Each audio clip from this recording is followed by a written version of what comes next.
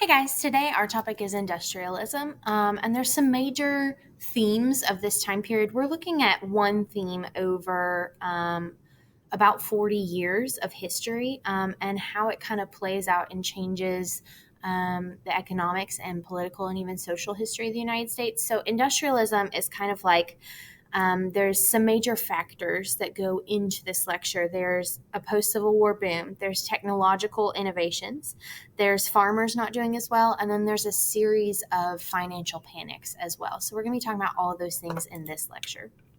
So, the post Civil War boom, when we're looking at pre Civil War, the antebellum period, a lot of important technological innovations came from that industrial revolution. It was the first industrial revolution around the 1820s. And so we got textiles, the Lowell mill system, coal, the use of coal as more of a powering agent for large factories, a lot of iron usage, and even some early railroads before the Civil War.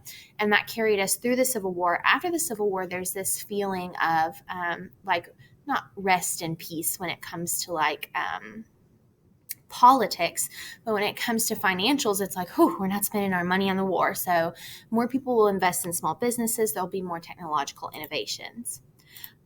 So when we think about the first boom, we saw sewing machines, we saw textile mills, the cotton gin, and the Lowell mill system.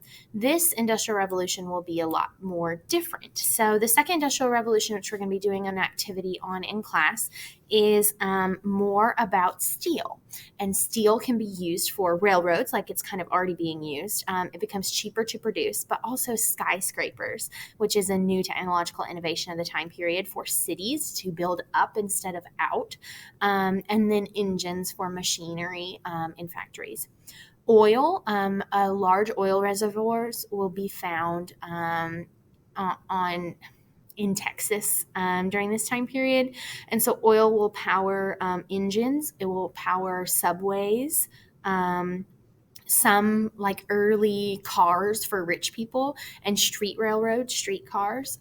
Electricity is a new invention of this time period for lights, for power, for factories, for refrigerated rail cars.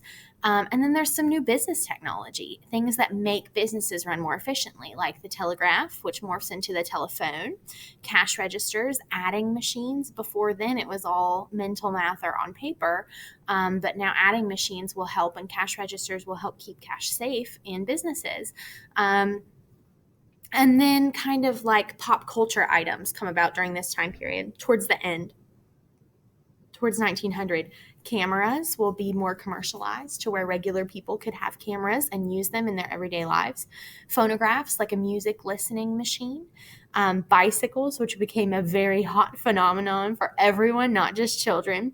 We'll get early moving pictures. They're silent films and they're in black and white and they're more like stills. But like that sort of entertainment, amusement parks become a thing towards 1900, and even professional sports. Baseball is a really popular one, and boxing around the turn of the century. So hot pop culture items come from those technological innovations. Let's talk railroads first.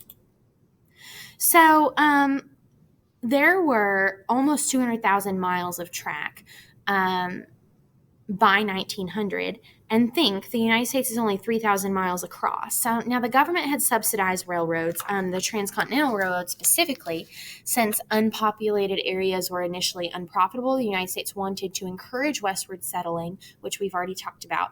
And so they would give companies land to build and give companies money to build, and then the government would use those railroads to be like a contract for postal or military transport for very low rates, if not free, because the government was like, hey, I gave you that land, okay? And we've already kind of talked about this too. When railroads were given land, they would build the railroad through that land, and then there'd be extra land on the sides that they could sell off in plots of land for farmers or towns or businesses to buy up. So it was a great deal for the government, but it was even a better deal for the private businesses that were building the railroads, because they made even more profit than what the government was paying them to do it. If a railroad came through your town, that city just flourished, and cities that were bypassed became kind of ghost towns. The Pacific Railway Act in 1862 was actually during the Civil War. It was passed by the Radical Republican Congress during the Civil War. And the goal was to connect Pacific states to the North. It was seen as it was urgent to the security of the nation. We needed to connect California to us because California is a free state. Okay. So the Transcontinental Railroad is kind of going to come from the Pacific Railway Act because it's the government-funded program that will help these private companies connect the two rail lines in the east and in the west. So two rail lines here. The Union Pacific Railroad was appointed by Congress to build from Omaha, Nebraska, all the way over to the west. And they were given 20 square miles around each mile of track that they constructed so they could sell off the extra land. The construction began in 1865, and they also got loans for each mile. They would get a smaller loan for flatland, a bigger loan for hilly country, and a larger loan to pay for the supplies and the manpower needed for mountainous country to fire through and flatten the land. They used explosives a lot of the time. So they hired a lot of Irish immigrants, and they were called paddies, like St. Patrick. It was a derogatory term of the time. A lot of them had fought in the Union Army and were now jobless now that the war was over, and they were just looking for any sort of job, and the government the Union Pacific Railway hired them. A lot of Civil War Army vets were hired because, again, this is 1865. They're out of work. And these towns kind of sprang up around at the railroad's end when they were building. And businesses followed along with these towns, and they called them hell on wheels because these towns were full of gambling and drinking and prostitution. It's just a bunch of really testosterone-filled men building this railroad. And the Union Pacific Railroad actually was part of the credit mobilier scandal, where they hired themselves. The government said, hey, can you hire a railroad company to do this portion? They hired themselves and paid themselves big money. And they pocketed $73 million. They bribed congressmen. It was just a big mess. But it finally was built. They built 1,086 miles of the Transcontinental Railroad. On the other side of the country in the west, the Central Pacific Railroad pushed east from Sacramento, where there was already a rail line system, over the Sierra Nevada mountains. And they're going to meet in Promontory, Utah. So they got the same subsidies from the government, so much for flatland, so much for hilly land, so much for mountainous land, but they faced one of the largest mountain ranges, the Rocky Mountains, and specifically the Sierra Nevada portion of that they had to blast through. So it took them a lot longer. They got a lot less done when you look at the whole nation. They often hired 10,000 They often hired Chinese immigrants, as many as 10,000 of them, and they were called coolies. And that was coolie is close to the Mandarin word for labor, so it was another derogatory name. And they hired these immigrants because they needed work, and they paid them less. And they were involved in a lot of the explosives to push through the Sierra Nevada mountains. So it was a very dangerous type of work. They were cheap, efficient. Hundreds lost their lives in premature explosions and other mishaps. But the Sierra Nevada became the major struggle because they could only chip through a few inches a day for these railroad tunnels, and they couldn't go around. They're just too large of a mountain range. So they ended up building 689 miles. So the railroad companies, the Central Pacific and Union Pacific, met at Promontory, Utah, May 10th, 1869. And you may recognize this picture because this is the picture on the front of your textbook. So the Union Pacific ended up building a lot more because they had that really flat land, whereas the Central Pacific was subsidized a lot less because they got through the Sierra Nevada mountains and couldn't build as much, okay? So it started in Omaha, Nebraska, which is right here. And there were already rail lines that had reached from New York and Chicago all the way into the south and all the way over to here. So the Transcontinental Railroad was actually the connecting of a lot of other railroads. So this orange part right here is the Union Pacific, and this green part right here is the Central Pacific. And as you can see, other transcontinental railroads will be built and were used, but this Transcontinental Railroad was the first one. So let's look at the significance of that. Essentially, It linked the entire continent via railroad, and as they laid railroad tracks, they laid telegraph lines as well. So communication and transportation is a lot faster. It paved the way for incredible growth of the Great West. It made transportation out west a lot easier for families if they wanted to. So that whole pioneer Conestoga wagon thing, poof, gone in an instant because there's no need for it. We can take the railroad, okay? It facilitated a lot of trade with Asia, which is something that you don't really think about, but we have linked New York and that metropolis in the Northeast with the West, whose largest trading partner is Asia. So there's a lot of trade with China during this time period, so much so that we'll get some pushback against Chinese immigrants and Chinese goods. We'll talk about that later with the Chinese Exclusion Act. It was seen by Americans as like this monumental achievement. It was seen like almost akin to the Declaration of Independence or the Emancipation Proclamation. Like, this is the moment for America. It also facilitated the idea of time zones, right? If we have all these different times, or we don't have a set standard for time, how are we going to sell tickets for a railroad? When are you supposed to show up? Especially because the sun comes up in California so much later than it comes up on the East Coast. So the idea of 4 time zones in the United States, Eastern time zone, Central time zone, Mountain time zone, and Pacific time zone, became an like nationalized and encouraged by the government. And there are actually places in Kentucky that run right down the central and eastern time zone.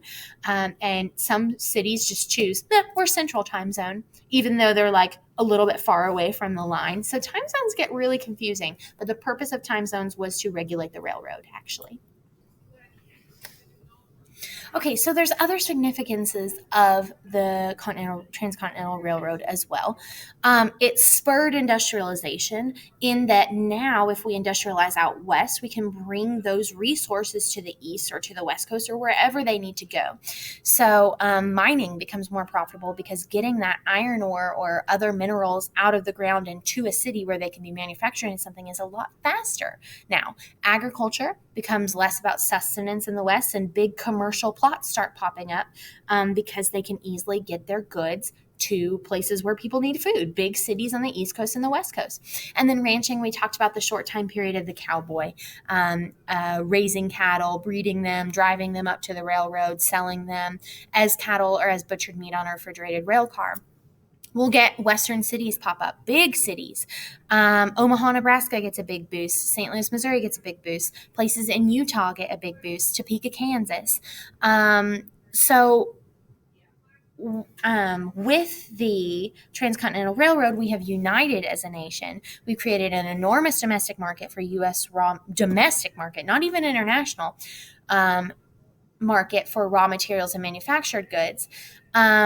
The railroad led to a large influx of immigrants as well. Chinese immigrants from Asia going to the West Coast, and lots of immigrants from Europe coming to the East Coast with the idea that that land is out there at West and it's easy to get to now.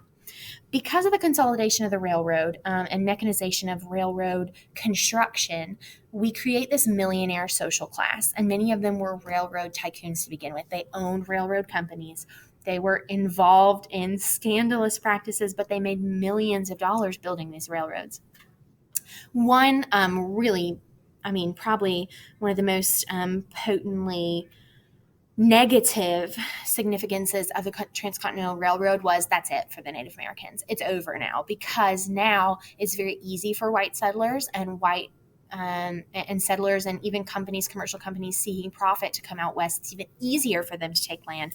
So the Native American reservation system was created that will soon turn into the idea of assimilation, where you shouldn't even live on your own area and be your own tribe entity with customs and cultures and laws, but instead you should just assimilate into white culture. So the reservation system and the Transcontinental Railroad forcing that kind of sets off this spiral that makes Native American life even worse.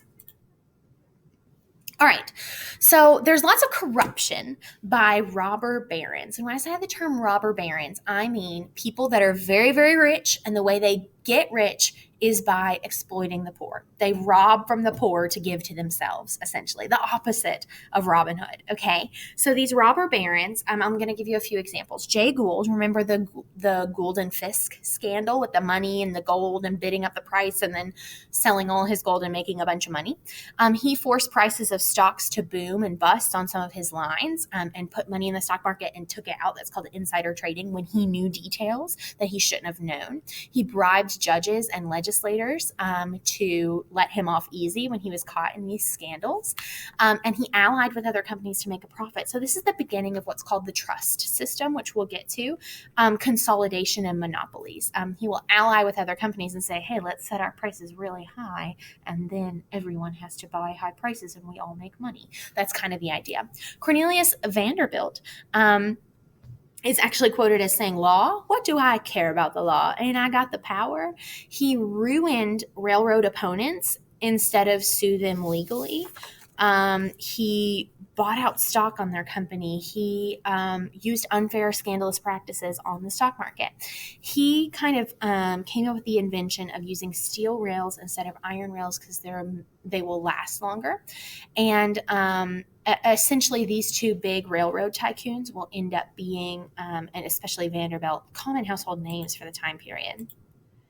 And actually, the Vanderbilt Railroad Company becomes so successful that his grandson builds one of the most famous houses in the United States. It's called the Biltmore Estate, built by Cornelius Vanderbilt's grandson. He opulent, living in opulent wealth. This was built around the turn of the century in the 1900s. And this is how these people lived because they made so much money in the railroad market. The Biltmore Estate is beautiful. I very highly recommend you go visit it. Okay, there were some attempts to stop corruption on multiple markets. Okay, so the first one is the slaughterhouse cases, which actually had a lot to do with civil rights as well. But the slaughterhouse cases in 1873 kind of molded the Supreme Court's interpretation of the 14th Amendment, the Equal Protection Clause. The court ruled that protection of labor is not something that the 14th Amendment applies to. So the Equal Protection Clause doesn't apply to the group of laborers. They can't be designated as a group to be protected. And the significance of this is it lets businesses get away from federal regulations if they're just like operating within one state, in-state businesses. And then a side note was it hurt African Americans in the South because they couldn't be considered laborers protected underneath this clause that wasn't protecting them, even though it was designed to protect them. The 14th Amendment is a Reconstruction Amendment. The APUSH case in 1886, the Supreme Court ruled that individual states had no power to regulate interstate commerce, and that responsibility rested with the federal government.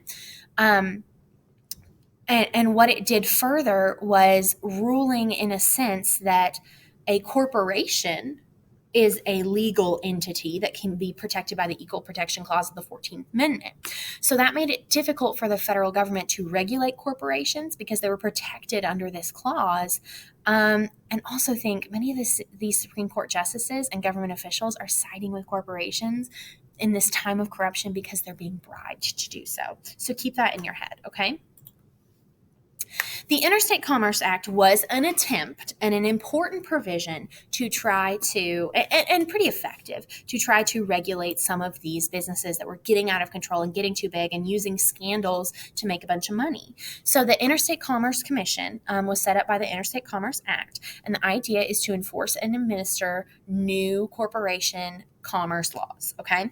It prohibited rebates and pools of companies and required railroads to publish their rates so that you couldn't show up and a ticket would be like $20 and then the next day show up and it'd be $150. The rates would be published so that there's public pressure to stop raising rates for no reason, just to make money. They also tried to forbid unfair discrimination against shippers. And there was this idea of long haul and short haul shipping at the time. So long haul from here to here, short haul from here to here. And they would charge the same rate for a long haul than they would for a short haul, and sometimes even more for a short haul than a long haul, which doesn't make sense. But the railroad was like, well, we have to make multiple stops and that costs labor and money. Okay. So the Interstate Commerce Act was trying to prohibit long haul, short haul rates that were hurting farmers from selling their goods a little bit away and encouraging them to sell them out east. It was mostly a positive result from the Interstate Commerce Act. It provided orderly forum where competing business interests can resolve their conflicts. It mediates between businesses, but it's just not enough to regulate these giant companies that are coming into play that we're going to talk about, like Cornelius Vanderbilt's Railroad Company and Standard Oil and Carnegie Steel. Okay. One large factor of the Industrial Revolution, the second Industrial Revolution, taking hold on American political, social, and economic culture is industrial mechanization. And when I say mechanization, I mean a machine is now doing the job that a person used to do. So it makes it faster, and it creates a new environment for more goods to be made, or more things to be transported, or more things to be communicated. So, in order to have industrial mechanization and the second industrial revolution, we needed lots of natural resources. There's a huge area in the Minnesota Lake Superior area that is a giant iron ore mine. And iron ore is what is blasted with hot air and metals, and it's made into steel. So we need lots of more iron ore. Because of the new process of making steel, it makes it cheaper and faster and easier to produce. And so part of this, it's like a dichotomy, right? We are replacing people with machines, but we need more people to gather the resources to make those machines. So it's kind of like people aren't out of work here. In fact, there's this huge swath of unskilled labor, both domestic and foreign labor, that's cheap and abundant, and tons of immigrants coming into the United States, and people could pay immigrants less. There were less discrimination laws against them. We will talk about second industrial revolution technology later in an activity, but basically things like the subway, the first types of cars, better railroads, streetcars, telegraphs, typewriters, a lot of different new technology that we'll discuss in an activity. So now we're going to talk about how these companies were able to consolidate and gain so much control through their corruption tactics, and they're called trusts. And I like to make a joke, it's not the friendship kind, but the cutthroat business kind of trust. So there are a few types of business models that we're going to look at too, actually. And I'll show you a picture here in a second. Actually, I'll go ahead and show you the picture and then I'll scroll back. So vertical integration and horizontal integration. Vertical integration goes up, as you can see, and I've given you an example of a gas station or like gasoline, okay? The final product is up here. Where it starts is down here. Vertical integration would mean that my company owns every part of making that product and selling that product. And this is a good way to make money to ensure the quality of your product. It starts down here with I own the oil rig, takes the oil out of the ground. I own the pipeline that moves the oil to the refinery station. I own the refinery station where it's turned into oil and gasoline. I own the railroad that transports all this. I own the gas station that sells the gas. So I am making a lot of money. Let me show you the characteristics of vertical integration. I'm controlling all aspects of production. I get to decide the quality of the good, and I eliminate paying people to transport my goods because I own all the transportation and the communication factors. Okay. The other type is horizontal integration. And here's an example of horizontal integration. If one company owns all or most of the processing plants for oil, then they get to choose how much it costs to process oil. They own all of a marketable product or industry. They can set the prices, and we often call this a monopoly. And it doesn't mean that they're the only company that does it. It just means that they corner the market for the most part. So a trust is like a monopoly on steroids in a sense. A trust is when you control companies through monopolistic practices by forming alliances with other businesses, and altogether there's a board of trustees that control the company. So here's an example of how that works. John D. Rockefeller and Standard Oil Company is one of the biggest ones that we can look at. So essentially, stockholders in various smaller oil companies sell their stock and the authority to dictate what happens to that stock to a board of directors at Rockefeller Standard Oil Company. So they sell out their company. And the way you sell a company is by selling the stock of a company. Okay. Then the board of directors, the stockholders, sorry, people who buy into that stock get a trust certificate, and the board of trustees, the board of directors, exercises control of the business. So basically, you own a piece of the company, but you don't really get a say in how it is run. And lots of little smaller companies are being consolidated, monopolized into one larger company.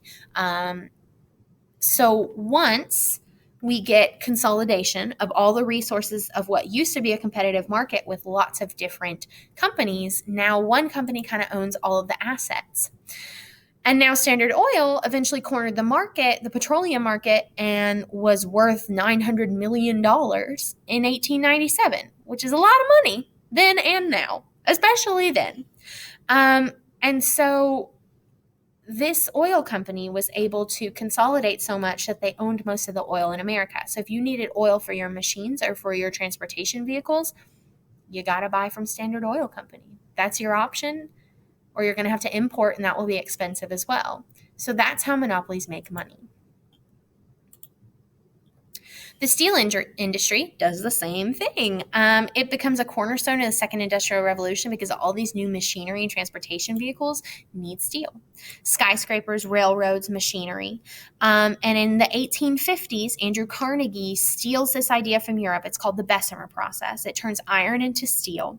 And steel, by heating it up and blowing air into it, it's a process. But it's much cheaper. It could be readily produced for trains, for steel rails, for heavy girders used in building construction. And Andrew Carnegie is kind of the pilot of all of this. Let me explain Andrew Carnegie since we're not going to watch that video. Andrew Carnegie was brought to America from Scotland as a boy. He was impoverished. He didn't like the whole monopoly thing because he, as a poor person, was being exploited by companies he was working for. However, he eventually works up in this company to be producing about a fourth of the nation's Bessemer steel or Bessemer process made steel. And he has these huge steel factories where he exploits his poor workers, and they will riot. There's the Homestead strike and a lot of Carnegie steel strikes, and he hires general managers like Henry Clay Frick, who are very rough and harsh on the employees, but those unfair business practices made them a lot of money. All right. Actually, Carnegie will sell his company to J.P. Morgan for over $400 million by 1890. And Andrew Carnegie ends up being kind of a philanthropist. He gives away a lot of his money. He doesn't have much left by the time he's dead to public libraries, pensions for professors, buildings like Carnegie Hall in New York. Now, J.P. Morgan owned a Wall Street banking company which financed the reorganization of railroads. So he finances railroads and makes money off of them. He also finances new banks and insurance companies, so makes a lot of money doing that. His reputation was, in the beginning, kind of a reputation for integrity. He thought that money in the hands of people that were responsible with it could be good. And he, after buying Carnegie Steel, opens up this even larger steel company called United States Steel Corporation and makes it kind of one of the first billion-dollar companies. It was the first billion-dollar company in New York, in U.S. history. But he's just kind of a rich dude. So after the Civil War, with this new economic boom, we've got more rich people than we've ever had, and a new rich social class called the nouveau riche. And that means new rich. So let's flash back in time to the old rich. The older American aristocracy, successful merchants and professionals, did not like the nouveau riche. These people that came from nothing like Andrew Carnegie and built up these giant empires and now are making the most money out of everyone. They were resentful of that quick money. They were also resentful of the fact that they were losing political power and prestige in the face of these nouveau rich. nouveau riche. Think kind of like the Great Gatsby, even though that's later, that's in the 1920s. The idea of West Egg and East Egg, and Gadsby was new money, but Daisy and her husband were old money, and they were resentful of each other. With this new rich class came monopolies and political machines, because that's how they gained their power and gained their money. And so the old rich became antitrust crusaders, genteel, old family rich people, conservative defenders, because they feel like their influence is vanishing in the face of these large monopolies. Families like the Roosevelts and the Wilsons, who will later become presidents. And along with money and politics comes a new social order, with the new rich getting richer and richer and richer, and the poor getting poorer and poorer and poorer. And there becomes this kind of fad among rich people, a theory of social Darwinism. Social Darwinism is the idea that to apply Darwin's origin of the species, the survival of the fittest theory, to social classes and businesses, saying that the strongest businesses and people will succeed and the weaker ones will fail or die, and it doesn't matter, because that means that our population is getting better and better and better.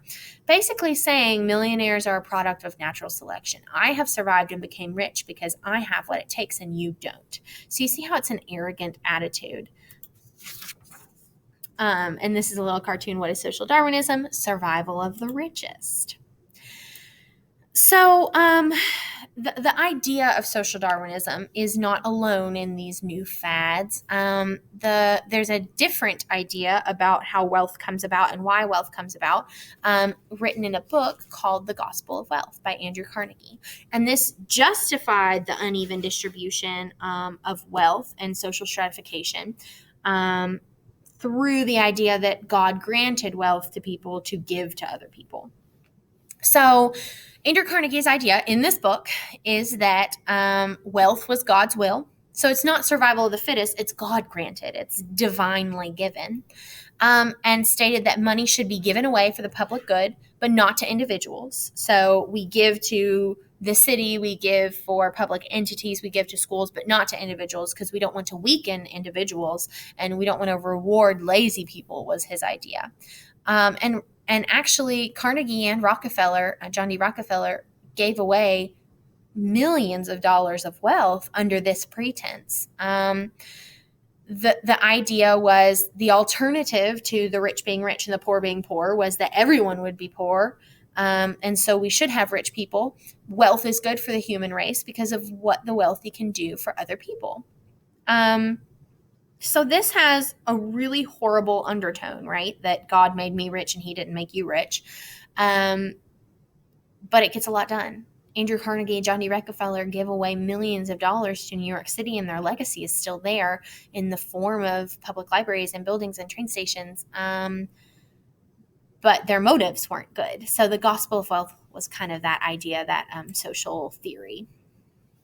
All right, when we're looking at these big, giant companies and what the government might do to regulate them, I would say that they try to regulate during this time period, but it doesn't really happen. So in 1890, the Sherman Antitrust Act is signed by Congress and the president. It's created in response to trying to break up trusts. The idea is to forbid anti-competitive conduct in business, like the forming of trusts and the selling of shares to a trustee board, without any distinction between good trusts and bad trusts. And there were such a thing, because some trusts were beneficial for the economy and some trusts weren't.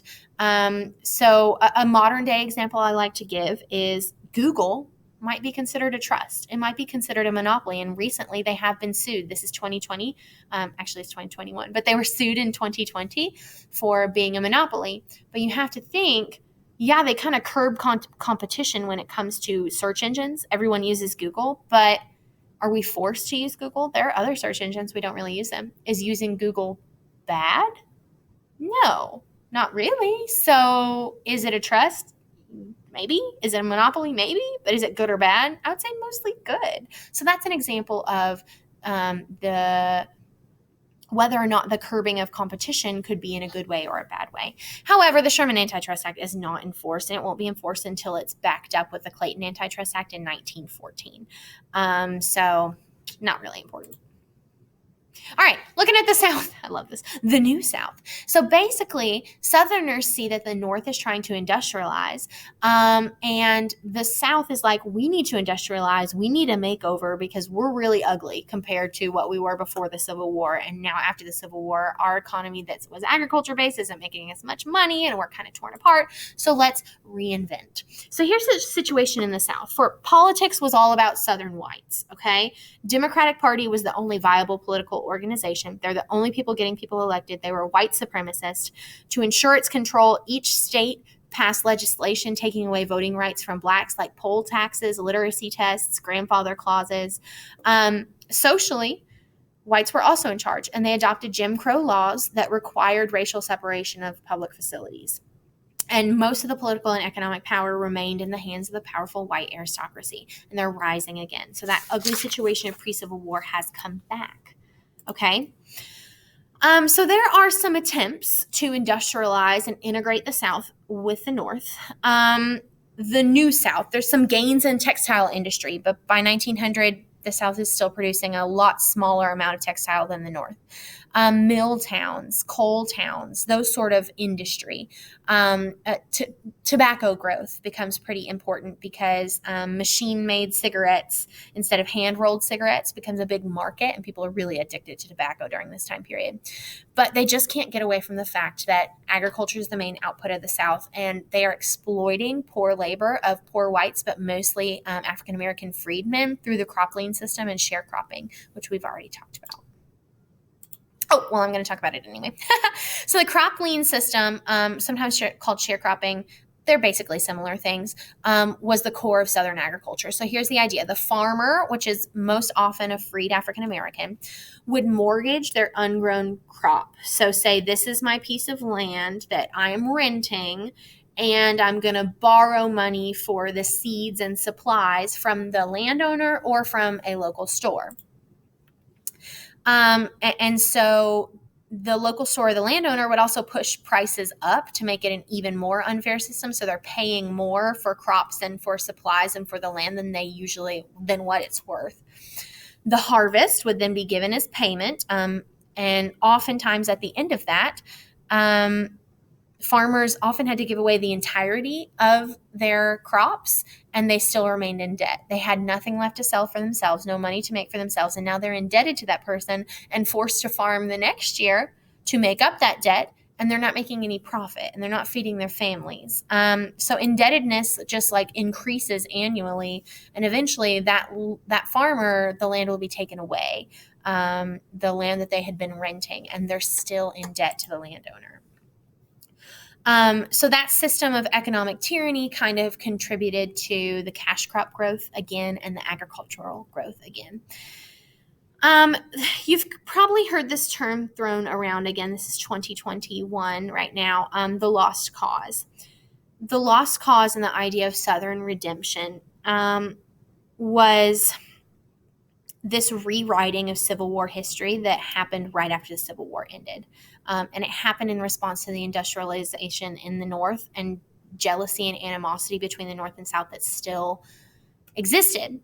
So Southerners remained proud of their defense of states' rights and tried to rewrite history books and teach their children and put out papers and monuments, Civil War monuments, for Confederates that tried to frame it in the light of we fought for states' rights, even though it was all about slavery.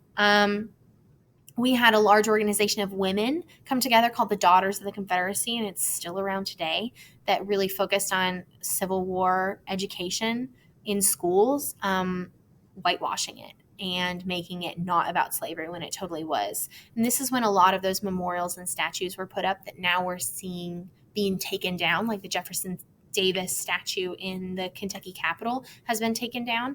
And actually what's interesting about this is a lot of those Civil War heroes, the Confederate heroes, didn't want statues put up of them anyway. Robert E. Lee was quoted as saying, I don't have the exact quote, it's off the top of my head, something like, we should put the horrors of war to rest and not memorialize them. And there are statues and streets and high schools named after Robert E. Lee. And so this nostalgia and the idea of the Old South and how it used to be, they get rid of the slavery part of it. And they make it seem like, oh, we were good to our slaves, instead of calling it for what it was, a war about slavery that white people fought to discriminate and make an entire race inferior. So that's the lost cause. All right, so the impact of the Second Industrial Revolution. We're going to see, even though the rich are getting richer and the poor aren't making as much, the standard of living as a whole increases. Urban centers and cities just become major factors. Factories increasingly demanding more labor, more immigrants come. So more Americans will be flocking to factories and cities than in farms and countries.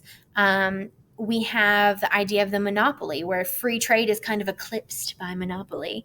Women will start working a little bit more outside the home, typing, stenography, switchboard operators. Marriages become later and families become smaller. Social stratification, we've talked about, the rich getting rich and the poor getting poorer. The poorer classes will kind of rise up during this time period, and we're going to do an activity all about this. But basically, labor unions start rising because low-skilled laborers realize that they are, in a sense, expendable, because I don't need to teach them anything for them to work in my factory. And so their lives are just dismal. They live in horrible apartments called tenements. They work meaningless jobs, dangerous jobs. They're not given benefits of any kind. Some of them live in company towns where they have to pay for rent to live in a town that they work in, and that the company raises rent but cuts their wages. And so they feel like they don't have a lot of power in the face of these big industrialists until they unionize, which means come together, and they try to bargain. And we're going to talk about labor unions. You're going to do a whole activity about it.